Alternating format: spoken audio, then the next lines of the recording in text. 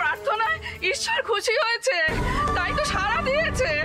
শুধু তাই নয়, ডাক্তার দিদিমণির কষ্ট দেখে ঠাকুর নিজেই সব কথা ফেলে দিয়েছে।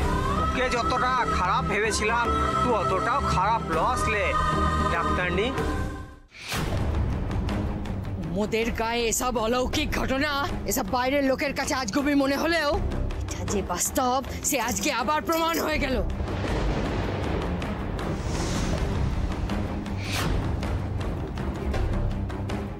ঈশ্বরে বিশ্বাস আমিও করি।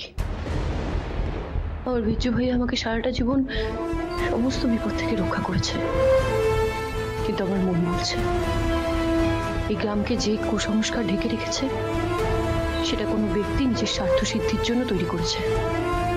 কিন্তু কিন্তু সেই স্বার্থটা কি, কেন হচ্ছে সব? এটা তুমি কি করলে অনিকেত? এরকম একটা খবর তুমি তো একবার দেশের বাড়িতে গিয়েও আমাদের খবরটা জানাতে পারতে। একটা বছর অপেক্ষা করতে হলো এই খবরটার জন্য। কি করে বলতাম ডালি নেই, রক্তিম ডালি মারা গেছে, আমি নিজের মুখে কথাটা কিভাবে বলতাম তুমি বলো? আমার বিশ্বাস হচ্ছে না অনিকেত, আমি কিছুতেই বিশ্বাস করতে পারছি না। আমার মনে হচ্ছে যে কোথাও কিছু একটা গন্ডগোল হচ্ছে। আমার মন বলছে ডালি আছে, ডালি সুস্থ আছে, ডালি আছে। আমিও তো বলছি আমার ডালির কিছু হয়নি। ওর যদি কিছু হতো তাহলে আমি আগে টের পেতাম। আমি ওর মা, আমি জানি ওর বিজ্জু ভাইয়া ওর কোনো ক্ষতি হতে দেবে না। অমৃতা তুমি তোমার মিমিকে একটা ফোন করো না। আমি অনেকবার ফোন করেছি কিন্তু ফোন সুইচ অফ বলছে। আমি বলছি তুমি এখন করো, দেখবে ঠিক ধরবে।